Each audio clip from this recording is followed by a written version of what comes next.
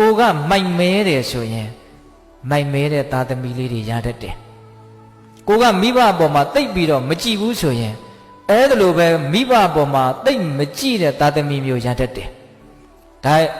ဒါရိုက်ကြီးဓာတ်တိကြီးမှန်မယ်လို့တော့မဆိုလိုဘူးပေါ့လေဟုတ်ရဲ့လားဒါပေမဲ့ဦးဇင်းတို့လောကအတွေ့အကြုံရဦးဇင်းမိခင်ကြီးကအလွန်ပြောတယ်နော်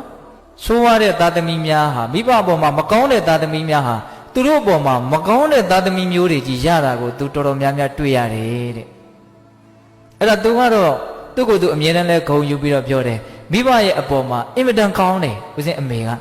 ဒါကြောင့်မို့လို့သူသားသမီး9ယောက်ရှိတယ်သူ့အပေါ်မှာအင်မတန်ကောင်းတဲ့သားသမီးတွေချီပဲသားသမီးနဲ့ပတ်သက်ပြီးတော့သူ့မှာစိတ်ဆင်းရဲတဲ့အကြောင်းမရှိဘူးလောကကြီးရဲ့အင်မတန်ဆန်းကျင်တဲ့သဘောပေါ့နော်ကံတူအကျိုးပေးလို့ပြောရင်လည်းပဲရနိုင်ကောင်းပါရဲ့ဟုတ်ရဲ့လားဒါကြောင့်ကိုယ့်ဘဝနောင်ရည်ကိုယ့်ဘဝရဲ့နေဝင်ချိန်ကိုကြည့်ပြီးတော့ကိုယ့်ကိုယ်ချစ်သောအဖြစ်လည်းပဲမိဘတွေပေါ်မှာကောင်းတဲ့နယ်လို့ထင်တယ်ဟုတ်လားကိုယ့်ဘဝနေဝင်ချိန်ကဘယ်သူလက်ထက်နေဝင်ရမှာတော့သားသမီးတွေလက်ထက်နေဝင်ရမှာတော့ချစ်ချစ်မုံမုံစိတ်တိုင်းကြမကြဟုတ်လားအခုချိန်မှာတော့ကိုကသွားနိုင်တာနိုင်စားနိုင်တောင်းနိုင်ဆိုတော့ခတ်တင်းနေခြင်းနေလိမ့်မယ်ဒါပေမဲ့အဲ့ဒီအခြေအနေမျိုးကအမြဲတမ်းရှိမလားမရှိဘူးเนาะပစ္စည်းဥစ္စာဘယ်တော့ပဲပြည့်စုံသားသမီးနဲ့ကင်းပြီးတော့အနာဂတ်ဦးဇင်းတို့ဘဝနေဝင်ချိန်မှာအဆင်ပြေဖို့ဆိုတာမလွယ်ဘူးအဲ့တော့သားသမီးကမကောင်းဘူးဆိုရင်တော့တေချာဖို့စိတ်ညစ်ရမှာပဲဒါကြောင့်ကိုသားသမီးလေးတွေကိုငယ်ငယ်လေးတွေကစလိမ်မာရေးချရှိအောင်ကိုတာဝန်အပြည့်အဝရှိတယ်လုပ်ပေးရမယ်ဟုတ်ရဲ့လားအဲ့ဒါလိုလှုပ်ချင်းသည်သူ့ကိုကောင်းအောင်လုပ်ရတော့ရောက်တယ်လို့ကိုလည်းကောင်းအောင်လုပ်ပြီးသား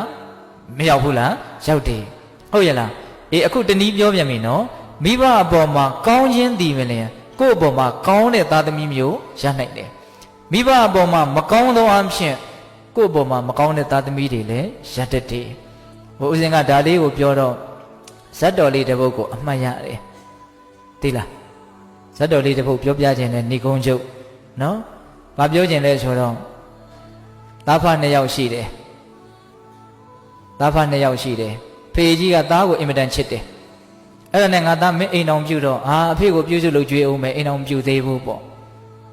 အဲ့လိုပြောတဲ့အခါကျတော့မရဘူးဖေကြီးကဇွတ်တခါတည်းရွာထဲကအမျိုးသမီးတစ်ယောက်နဲ့သူ့သားကိုပေးစားတယ်အဲ့တော့အိမ်အောင်ကြသွားရောနောက်တော့သူတဖြည်းဖြည်းနဲ့ကြီးလာတဲ့အခါကျတော့ဒီအဖိုးကြီးကိုချွေးမကမကြည်ပြူတော့ဘူးမကြည်ပြူတဲ့အခါကျတော့ဒီယောက်ျားကိုအမြဲတမ်းသူကတိုက်တယ်ပေါ့ဖေကြီးနဲ့သားရဲ့ကြားအောင်အဲ့လိုပြောပါများတော့တင်းငုတ်တောင်တိုက်ပါများရင်နေသေးတာကိုဟုတ်ရဲ့လားအဲ့ဒီတော့ဘာဖြစ်တုံးဆိုတော့ဖေးပေါ်မှာသားကလည်းအမြင်မကြည်တော့အဲ့ဒါလိုနဲ့နေလာရင်းနဲ့သူတို့မှသားလေးတစ်ယောက်မွေးလာတယ်အဲ့ဒီသားလေးကလည်းနည်းနည်းတဖြည်းဖြည်းနဲ့ကြီးလာတဲ့အရွယ်ရောက်လာပြီပေါ့နော်9နှစ်သား10နှစ်သားလေးအရွယ်ရောက်လာတယ်အဲ့ဒီအချိန်မှာပဲအကြီးကျယ်ပေါက်ကွဲကြတယ်မိမဖြစ်တဲ့လူကရှင့်ဖေကိုအသေးသက်ရင်တတ်မတတ်ရင်ကျမဒီအင်အားဆင်းမယ်ဒါမျိုးဖြစ်လာတယ်အဲ့ဒါနဲ့သားကလည်းဘယ်လောက်ထိမိုက်တုံဆိုတော့ကဲအဲ့လိုဆိုရင်ငါအဖေကိုတတ်မယ်ဆိုရင်ဘယ်လိုတတ်ရမလို့တင်းချိုင်ကုန်းခေါ်သွားတဲ့တောထဲကိုခေါ်သွားတဲ့ဖေကြီးကလည်းပဲအိုကြီးဆိုတော့ဘာမှမလုပ်နိုင်တော့ဘူးအဲ့ဒါတွင်းတူးပြီးတော့အဲ့ဒီတွင်းထဲကိုထည့်ပြီးတော့ပေါက်ပြားနဲ့သာတခါတည်းထုသက်ပြီးတော့မြုပ်ထားခဲ့လို့အဲ့တိုင်ခိုင်းတာအဲ့ဒါနဲ့သားဖြစ်တဲ့လူကကောင်းပြီဆိုပြီးတော့ဖေကြီးကိုလှဲပေါ်တင်ပြီးတော့တင်းချိုင်ကိုခေါ်တယ်အဲ့မှာသားပေါက်စာလေးကသူတို့သားလေးကအဖေနဲ့အမေနဲ့ကဒီသူ့အဖိုးကိုတတ်မယ်လို့တိုင်မင်းနေတာကိုသူကနားထောင်ပြီးချောင်းပြီးတော့နားထောင်တော့ကြားတယ်အဲ့ဒါနဲ့အဲ့ဒီသားလေးကပညာရှိတယ်ဉာဏ်ရှိတယ်ဒီတိုင်းဆိုရင်တော့ငါအဖေဟာအဖေတတ်တဲ့ကံကြီးထိုက်ပြီးတော့အကြီးအကျယ်ဒုက္ခရောက်မှာပဲမဖြစ်စေရဘူးငါတားဆီးမယ်ဒါပေမဲ့ဒီတိုင်းငါတားရင်တော့ငါအားနဲ့လည်းရမှာမဟုတ်အဲ့တော့အကြောင်းဥပေတမီနဲ့ငါတားမယ်ဆိုပြီးတော့အဖေကျုပ်လည်းလိုက်မယ်ဘယ်လို့မှတားလို့မရဘူးအဲ့ဒါလှဲပေါ်သူပါလိုက်သွားတယ်အဲ့ကလေးကအဲ့ဒါဒီယောက်ျားကဒီသားကလည်းကောင်းပြီဆိုသူ့သားကိုခေါ်ပြီးတော့ဟိုမြေဖို့သားဖ3ယောက်ပေါ့လေသွားကြတာအဲ့ဒါနဲ့ဖေကြီးမြင်ပါဆိုလို့ဖေကြီးကိုလှဲပေါ်တင်လှဲချွတ်ပြီးတော့တခါတည်းတွင်းကြီးတူးတယ်တွင်းတူးတဲ့အခါကျတော့သားကမေးတယ်အဖေဒီတွင်းကဘာလို့မလို့တော့ဖို့ငါအဖေကိုမြုပ်မလို့ကွာအဲ့လိုပြောတဲ့အခါကျတော့ဖေကတူးရတာမပြီးသေးတော့မောပြီးတော့နားတဲ့အချိန်မှာသားကအဲ့ဒီပေါက်ပြားယူပြီးတော့ဟိုးနားလေးမှာခက်လန်းလန်းမှာတခါသားကလည်းအတင်းတူးတယ်တူးတဲ့အခါကျတော့ငါသားမင်းဘာလို့မလို့အဲ့တွင်တူးတာတော့ကျွန်တော်လည်းအဖေလမ်းစဉ်လိုက်ရမယ်အဖေကအဖေရဲ့အဖေကိုမြုပ်တယ်လို့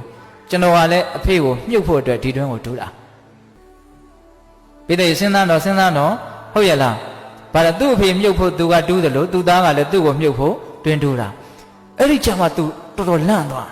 ခမင်းဘာတွေပြောတာတော့ပေါ့ဟာဟုတ်တယ်လေခမည်းလည်းခမည်းအဖေကိုခမည်းမှုတ်ကျုပ်လည်းကျုပ်အဖေကိုကျုပ်မြုပ်အဲ့လိုပြောတော့မှသူတော်တော်ထိတ်လန့်သွားတယ်ငါသားဒါမလုပ်ကောင်းဘူးဟာခမည်းအဲ့လိုပြောသလားပေါ့တကယ်တမ်းကကျုပ်ကဒါတွေကိုတကယ်လှုပ်ချင်လို့မို့တကယ်စိတ်ကူးရှိတာမဟုတ်အဖေကိုစဉ်းစားမိအောင်လို့ပြောတာကိုယ့်ပေါ်မှာကျေးဇူးကြီးလာတဲ့အဖေကိုဒီအမေရဲ့စကားကိုနားထောင်ပြီးတော့ခမည်းဒီလိုလုပ်တာကောင်းလားလို့အဲ့ဒီမှာသူလက်တွေ့ဆုံးမတာအဲ့တော့ဦးဇင်းတို့ကဒီဇက်တော်လေးကိုဘာကြောင့်အမှတ်ရတာလဲဆိုတော့ကိုယ့်အဖေကိုမြုပ်ဖို့ကြိုးစားတော့ကိုယ့်သားတွေကလည်းကိုယ့်ကိုပြန်ပြီးတော့မြုပ်ဖို့ကြိုးစားကြတာပဲဒီဥပမာတူစွာပဲဟုတ်ရလားခုလူတွေကစုံရည်ဆိုပြီးတော့ပြန်ပြီးတော့ဆံဖို့ကိုမကြိုးစားဘူးဟင်ဟုတ်တယ်မဟုတ်လားမိဘကသားသမီးကိုချစ်တယ်အဲ့ဒီသားသမီးကလည်းသူ့သားသမီးကိုချစ်တယ်အဲ့ဒီသားသမီးကလည်းသူ့သားသမီးကိုချစ်တယ်အပေါ်ကိုပြန်တက်လာတဲ့လို့ကိုမရှိဘူးအဲ့တော့ကိုကလည်းပဲစုံရည်ဆိုပြီးတော့အကြောင်းပြပြီးတော့မဆံမဲနဲ့စုံဆင်းသွားမယ်ဆိုရင်တော့သားသမီးတွေကလည်းစုံရည်ဆိုပြီးတော့အောက်ကိုပဲဆက်ပြီးတော့ဆင်းသွားမှာပဲဟုတ်တယ်မဟုတ်လားအဲ့တော့ဒီစုံရည်ဆိုတဲ့သဘောကြီးကဆံလို့မရဘူးလားရတာပေါ့ကိုယ့်ပေါ်မှာပဲမူတည်တာပဲမဟုတ်လားအဲ့ဒါကိုကဆံရည်ဖြစ်အောင်ကြိုးစားမယ်ဆိုရင်ကိုသားသမီးတွေကလည်းပဲကိုလမ်းစဉ်ကိုလိုက်အတုမြင်အတက်သင်ပြီးတော့ကိုယ့်ရဲ့စိတ်ဓာတ်ကိုလေးစားအားကျပြီးတော့ဟုတ်ရလားကိုယ့်ရဲ့အတုတွေကိုလိုက်မလာပြီဘူးလား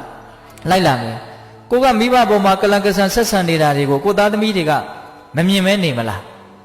ဘလို့မှလေးစားမှာမဟုတ်ဟုတ်လားအဲ့တော့သူတို့အလှည့်ကြရင်လည်းကိုယ့်ကိုမလုပ်လိုက်မယ်တော့ကလန်ကဆန်ဆက်ဆံမှာပဲပိဿတို့စဉ်းစားတော့ဒါကြောင့်မိဘကျေးဇူးကိုဆက်တဲ့နေရာမှာကျေးဇူးရှိလို့ကိုဆက်ရတဲ့အပိုင်းကတော့အဓိကပါ